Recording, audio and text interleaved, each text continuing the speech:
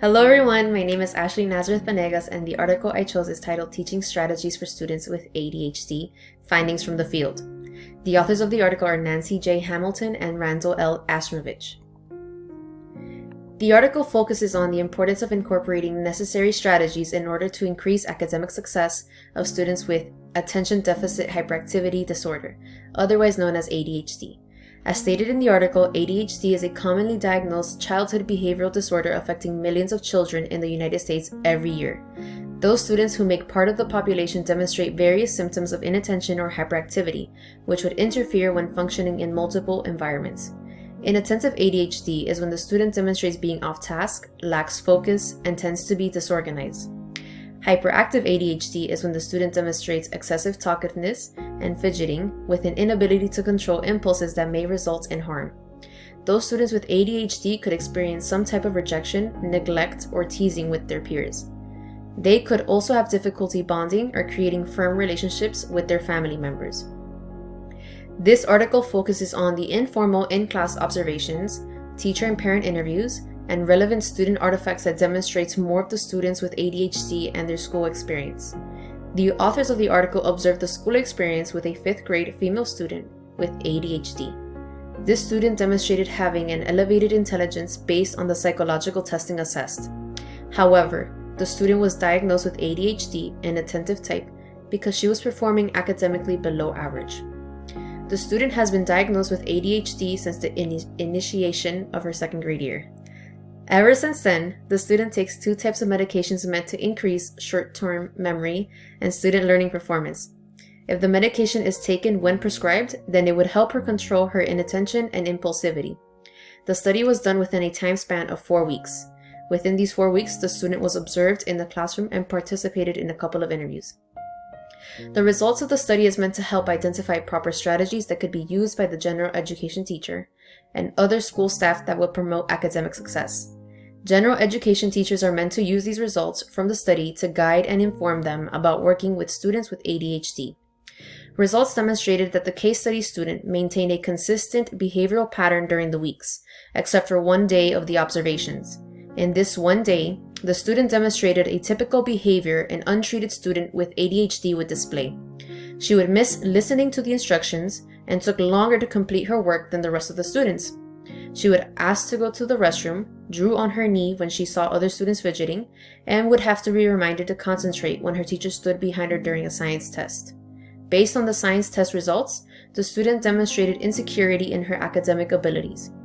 She was also able to identify how she needs more additional organizational skills because she felt overwhelmed with all of the assignments and lacked the ability to turn it in on time.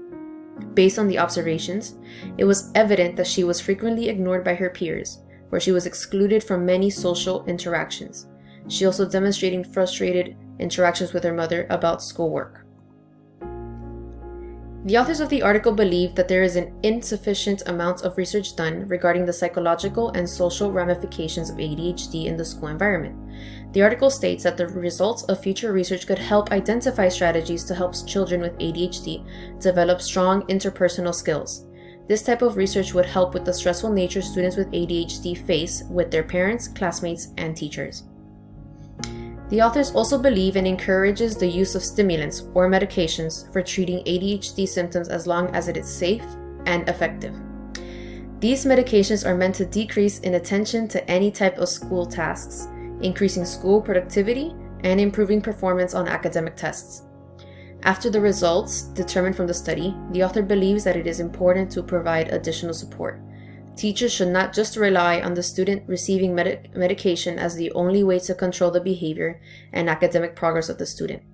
The teacher should also provide and include strategies that can increase student achievement. The article states that providing interventions to students with ADHD can have them develop confidence in their abilities and achieve their highest academic and interpersonal potentials. As teachers implement the various academic strategies throughout the year, teachers should be carefully monitoring student performance. Teachers should be vigilant and aware of the progress the student is making based on the instructional methods used to teach students with ADHD. With these results, teachers should change instruction based on student results. In order to create and provide the best type of instructional strategies for students with ADHD, teachers should reach out to other personnel other school personnel that can provide academic assistance and feedback based on what is already being implemented in the classroom. When working with other colleagues, teachers can share what strategies have functioned and proven successful based on their own experience. The general education teacher should also collaborate with parents to plan accordingly to incorporate any type of academic assistance the student should be receiving at home. Appropriate strategies and resources can be provided to the parents to promote student academic success. Finding and implementing appropriate and effective strategies in the classroom is important when targeting academic success. However, student success will not occur if they're not enjoying or effectively responding to the strategies provided.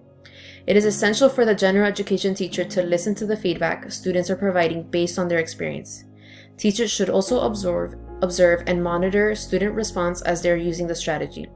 If a strategy is not working in a student's favor, then the teacher should modify or change the strategy to something that would prove to be more effective. Students with ADHD could possess symptoms that lead to contentious interactions with authority figures, including teachers and parents, as well as other family members and peers. One strategy that could be implemented would be having students participate in a conflict resolution training, which would encourage better and respectable communication with others such as their teachers, peers, and parents. It would also decrease situations where potential tensions could arise.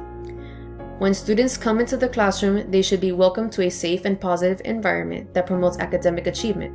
To do so, that means that the classroom environment should be modified. With proper research, the classroom teacher can provide resources that will target the students with ADHD inability to stay on task. One example would be providing an in-class tutor to have student one-on-one time that can help with understanding of the content, as well as encouraging the student to turn in class and homework in an appropriate time frame. Organizational student training is another strategy that could help students with ADHD inability to stay organized. One example of organizational student training would be having students use a two-pocket folder, wherein the left side is dedicated to work to be completed each day, and the right to work that is completed by the end of each day. When targeting proper organizational techniques could increase their ability to stay focused. That way, students can begin to develop an understanding of staying focused and provide the maximum attention to their classwork, not only in their current grade, but for the rest of their lives. The article was retrieved from the Steelman SEU Library, peer-reviewed, and within the last 5 years. Thank you for watching and have a blessed day.